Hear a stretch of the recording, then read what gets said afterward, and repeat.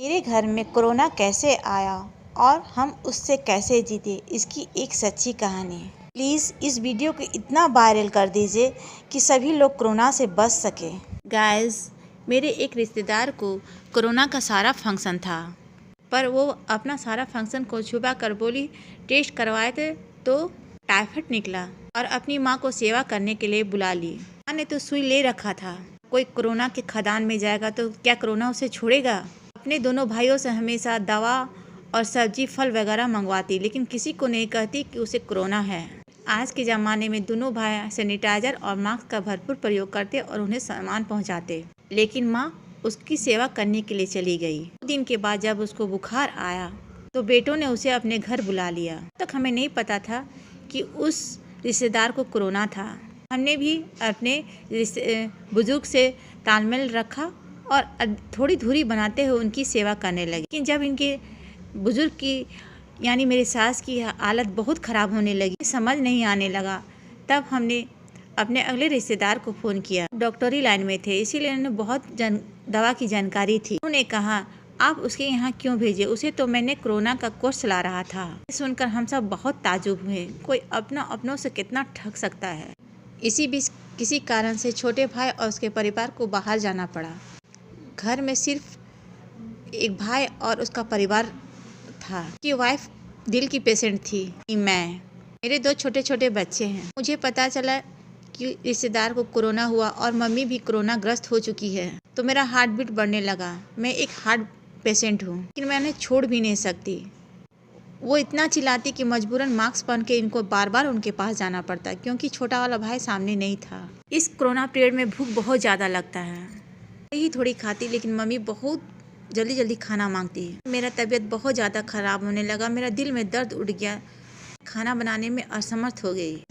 जो डॉक्टरी लाइन में रिश्तेदार थे, मैं नाम तो नहीं बताना चाहती, उन्होंने कहा कि जहाँ गई थी पहले मम्मी, वो कोरोना का पूरा कोर्स खा चुकी है और वो ठीक हो चुकी है, इसलिए मम्मी को खाना देना या भात देना बहुत ज़रूरी है। एक टाइम के लिए वहाँ पहुँचा दीजिए, क्योंकि अगला दिन जब आपका छोटा भाई आ जाएगा और मेरा तबीयत ठीक हो जाएगा तो आप ले आइएगा।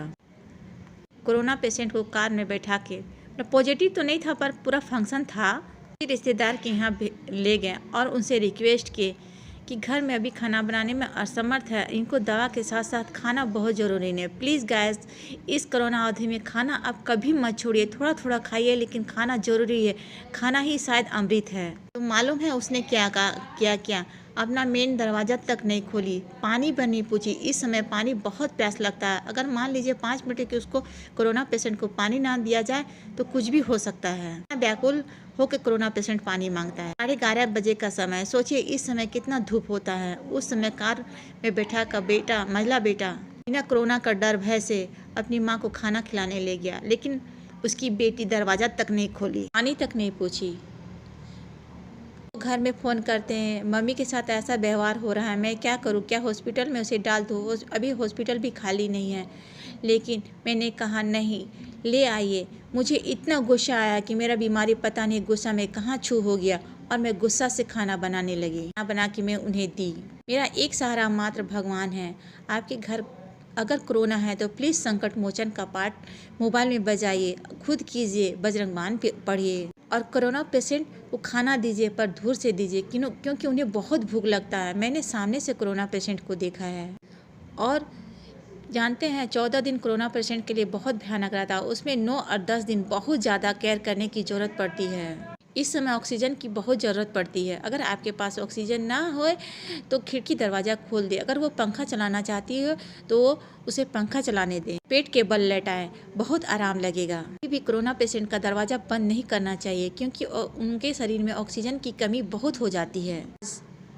कुछ मम्मी ठीक है, क्योंकि 13 दिन हो चुका, छोटा भाई भी आ गया। लेकिन वक्त में कहते हैं ना लोग, अपने और पराया का पहचान होता है, ये बात सही है। इसलिए प्लीज़ गाइस, आप अपने सैनिटाइज़र का भरपूर प्रयोग कीजिए। अगर एक ही शौचालय है आपका और आपके घर में कोई कोरोना पेशेंट है, कोई अलग अलग मग ले जाइए, मग में ये सैनिटाइज़र डाल के पूरा फर्श में डालिए। पता है सबके घर में 2 या 3 शौचालय नहीं होते, परिवार ज़्यादा होता है, लेकिन इस कोरोना पीरियड में हर कोई अलग अलग मग रखिए। हो सके तो सब कोई अपना अपना गिलास रखिए, अपना ही बर्तन यूज़ कीजिए, अपना अपना टॉवल यूज़ कीजिए कि कोरोना चुप्पी से कब से आ जाता है ना, पता ही नहीं चलता है। और कोरोना जब होता है ना तो पूरा घर को हिला देता है। एकमात्र उपाय सैनिटाइजर और मास्क है। लोगों का अपने खाना प्रयोग भरपूर करिए, काढ़ा पीजिए और भाप लिया कीजिए। यहाँ बहुत छोटे छोटे बच्चे हैं, हमारे यहाँ शौचालय भी एक ही है, लेकिन आज हम खतरे से बाहर हैं, इसलिए हम अपना अनुभव करते हैं। प्लीज़ गाइस, मेरा कोई वीडियो वायरल मत कीजिए, लेकिन इस वीडियो को वायरल कर दीजिए, क्योंकि अगर इस वीडियो के कारण किसी एक का भी भला हो जाए तो मैं अपने आप को धन्य मानूंगी। बस हम भजन बजाइए, अच्छी सोच रखिए। कहते हैं कोरोना दिल को दहला देता है, एक एक सांस बहुत भारी पड़ता है। भगवान ये बीमारी किसी को मत हो।